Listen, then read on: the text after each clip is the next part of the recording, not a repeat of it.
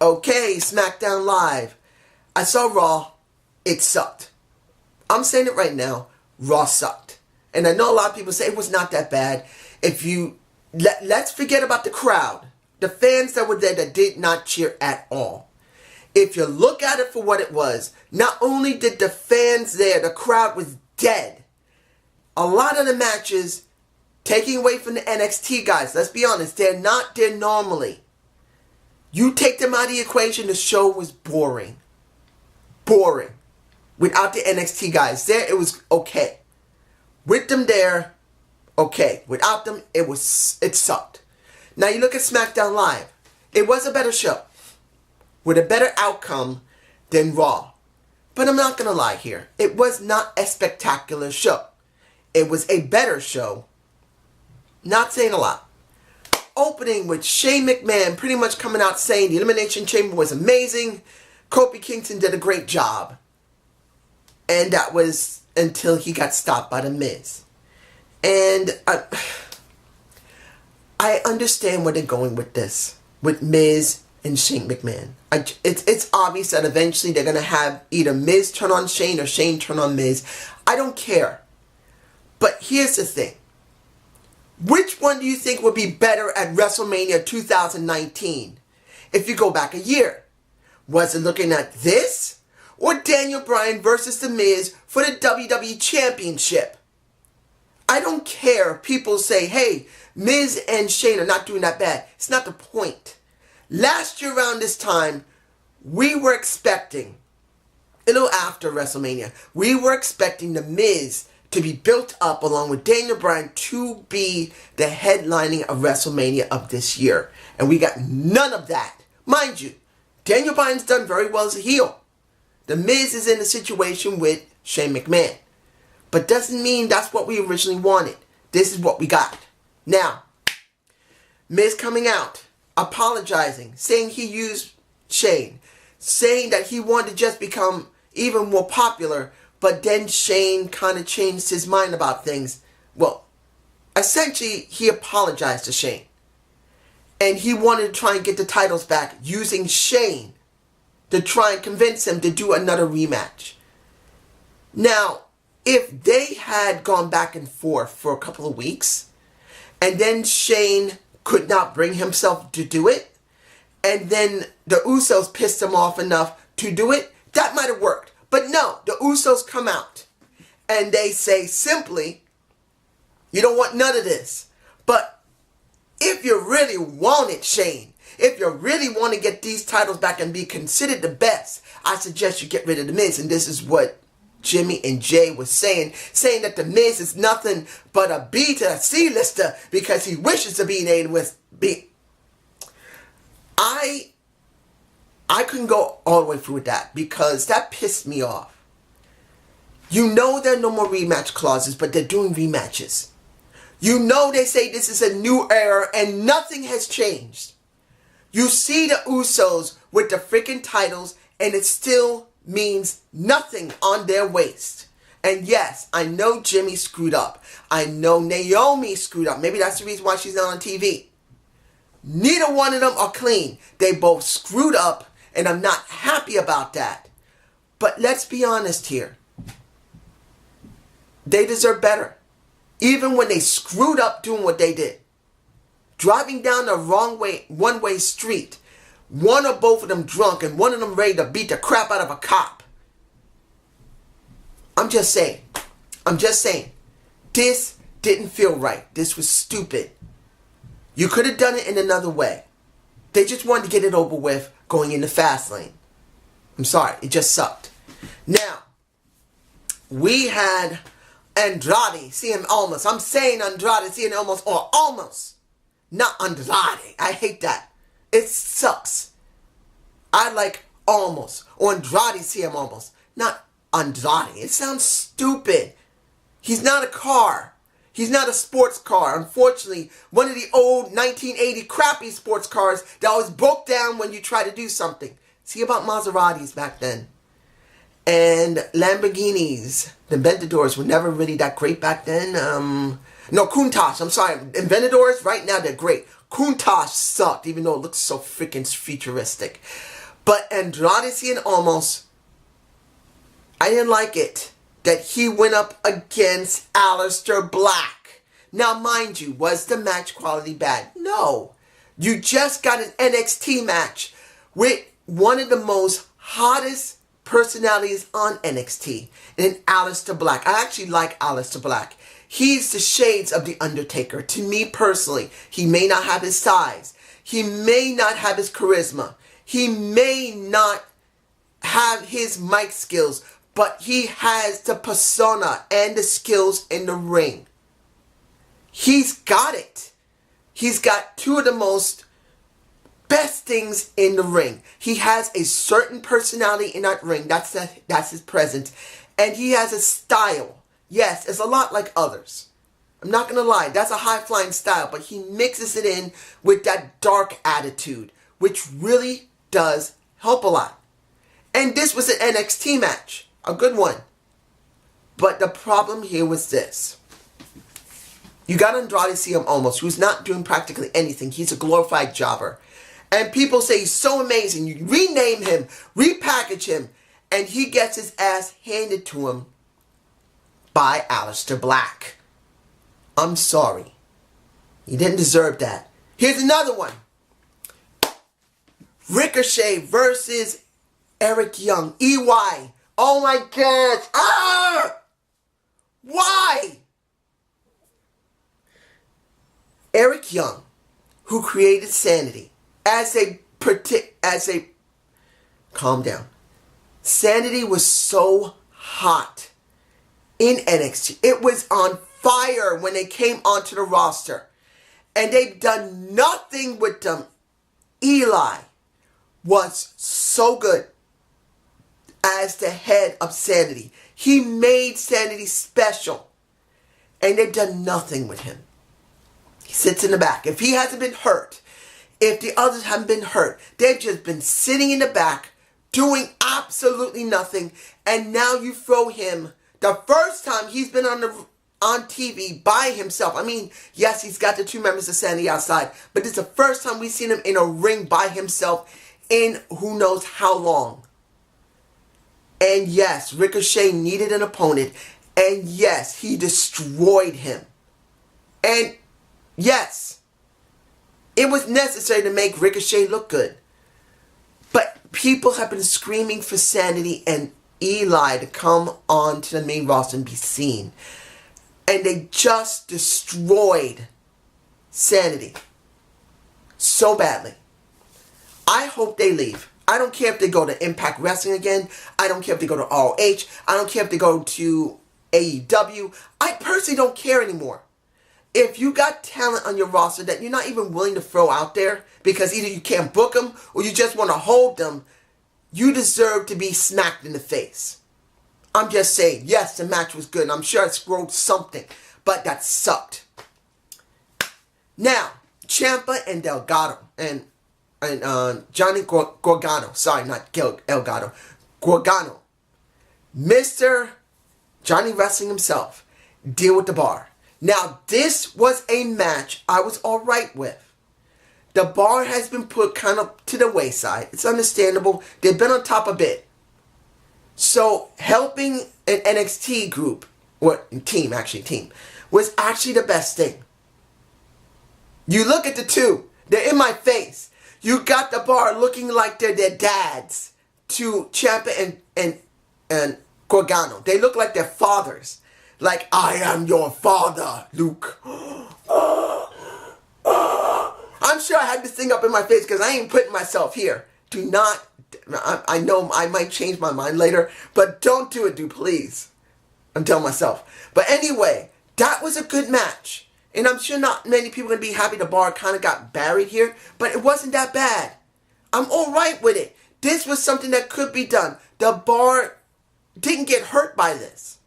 Unless the bar goes to NXT, which will make it even more good, it's alright if they lost this match. It's okay.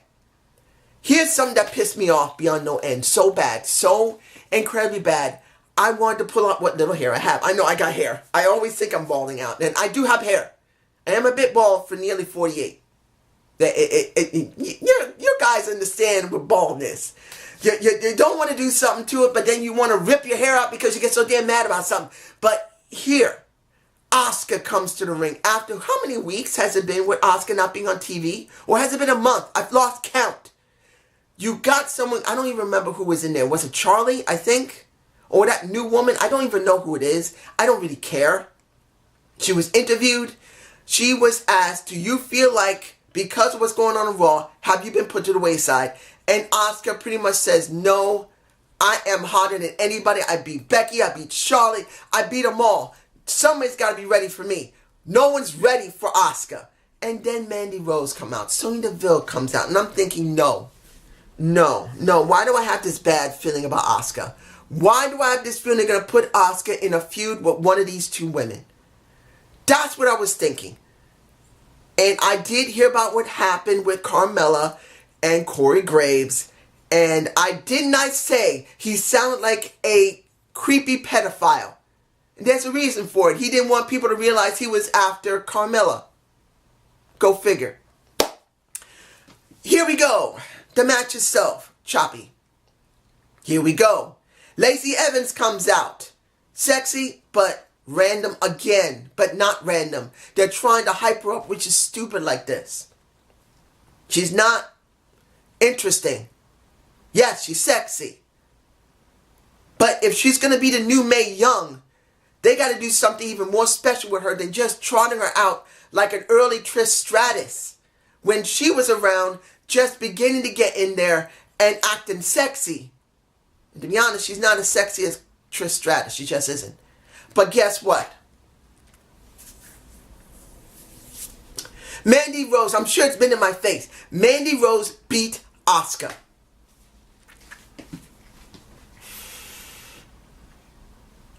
Are you serious? Are you... I am so freaking pissed right now. You have no idea beyond no end. You're not doing anything with Smackdown Live. Asuka means nothing. I am so angry. You could have done something with Asuka.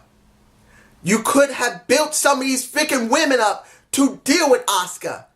You could have 100% done something with her and Charlotte again. That's obvious. The next person in line that I believe would be the best person to deal with Asuka, who has some history with her, would be Naomi.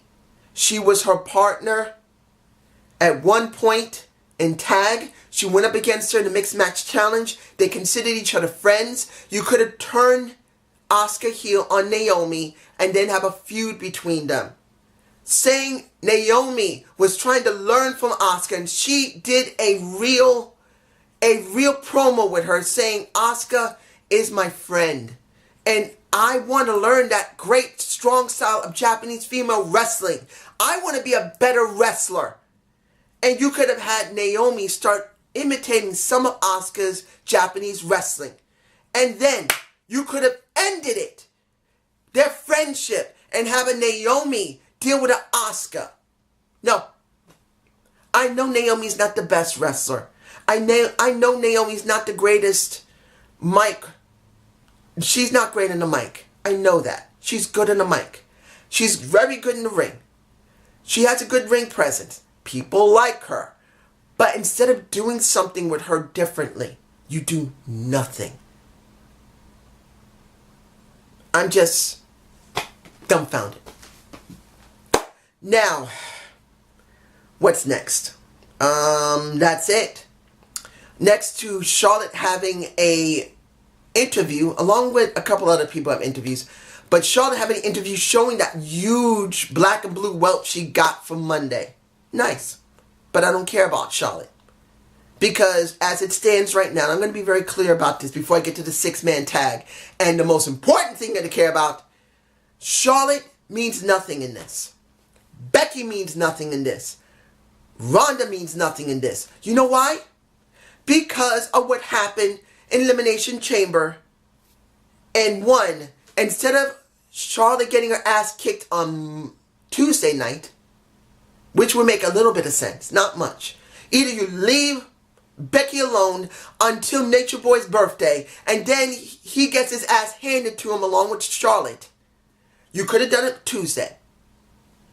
And that's not the wisest thing, but you could have made some sense. Then, that would have made sense at Elimination Chamber. At least a little bit, if she had to come out again. But no. You try to show them getting a fight on a house show, and Becky messing up her knee. Again, because of Charlotte. She actually comes out with guys, security guys, just letting her by when she's supposedly still suspended. And what did Triple H say? She is not supposed to be there. Now she's going to get arrested. It's stupid. So this means nothing to me. As much as I know the match will probably be good at WrestleMania, this was stupid. Now, 6-man tag. AJ.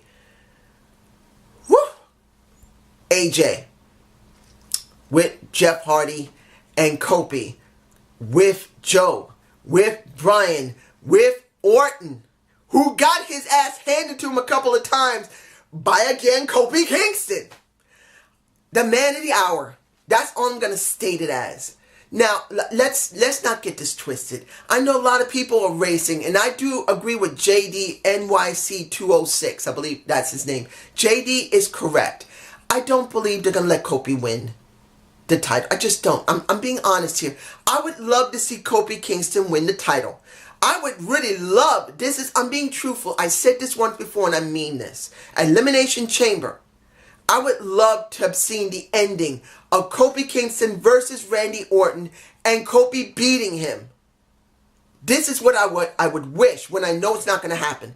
Kofi Kingston goes to Fastlane, win against Daniel Bryan, who does not get a rematch clause, but it's Randy Orton is the one who he goes up against, and he goes to WrestleMania with Randy Orton, not Daniel Bryan. I know everyone wants to see Daniel Bryan versus Kofi Kingston. No.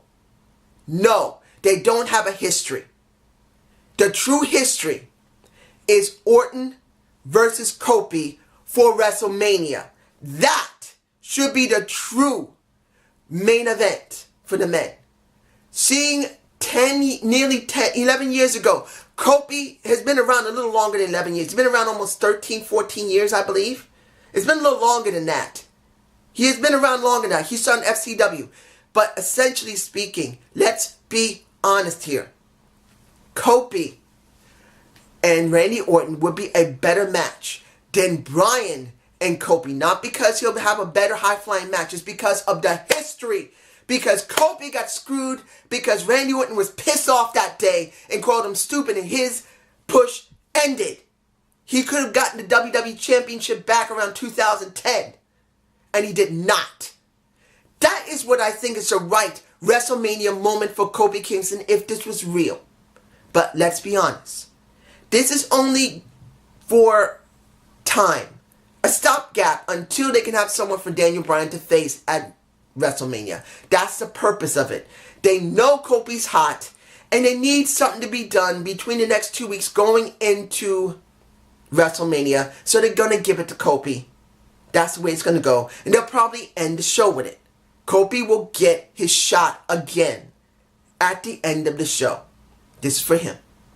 Now, of course, it doesn't matter if it's Mustafa Ali's spot. This is what I've been hearing over and over again. Who cares about it being Mustafa Ali's shot? Who cares? Mustafa got hurt. It happens in the company. And guess what? Nia Jax hurt him. What have I said about Nia Jax? Not knowing what she's supposed to be done. Now she hurt a guy. Nothing changes with her. She keeps hurting people. She doesn't know what she's doing in the ring. But when it comes down to it, the match itself was okay. I'm sure I scrolled something. If I hadn't, I'm doing it now with what few shots I took. But Kofi beat the champ. He won. People were so happy when Shane came out and were begging for Kofi, and he got his moment, the man of the hour. But let's remember, he's not going to win. If they were willing to let him win at Fastlane, it would be shocking that they were willing to go down that route in March. Instead of this month, if they're going to try and get some really good press, do it during Black History Month. But if they do it at Fastlane, which I know they're not going to do it. I wish they would, but they're not going to do it. It would be one of the most monumental things they've done since Mark Henry back in 2011 when he got his push and won the world title. It will be that special. But this is just me. You guys tell me below. Have a good day. Have a good night. Peace.